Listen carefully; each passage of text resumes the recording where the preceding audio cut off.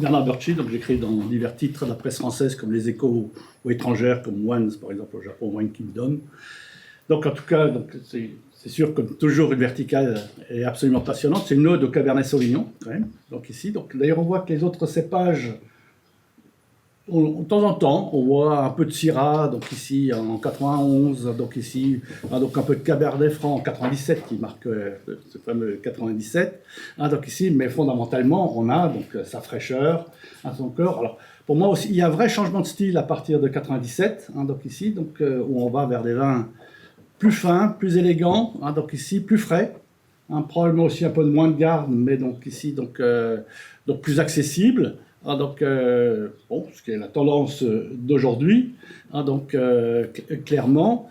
Je vois aussi, alors ça se voit pas du tout sur les extraits secs, c'est ça que je ne comprends pas, mais en fait des vins qui paraissent aussi un peu moins denses, donc ici un peu plus aériens, donc ici comme si, d'ailleurs comme dans beaucoup d'endroits, on va vers une sorte de sols qui donne des vins moins denses, mais ça c'est une caractéristique du vignoble français depuis 40 ans, donc je pense qu'il faut embaucher un ingénieur agronome. Mais en tout cas, alors dans les millésimes, j'ai toujours considéré que 82 était le véritable démarrage de Thomas Gassac, et ça l'est toujours, d'ailleurs, le vin est d'ailleurs absolument incroyable.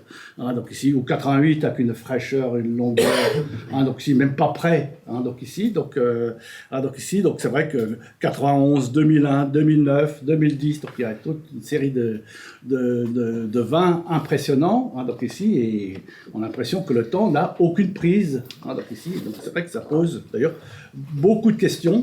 Donc ici, c'est vrai que c'est pas un cépage immigré comme la Syrah d'ailleurs, parce qu'il faut quand même mettre les points sur les i. Mais bon, donc en tout cas, je trouve que c'est une idée de génie d'avoir mis du Cabernet Sauvignon sur ce terroir. Voilà.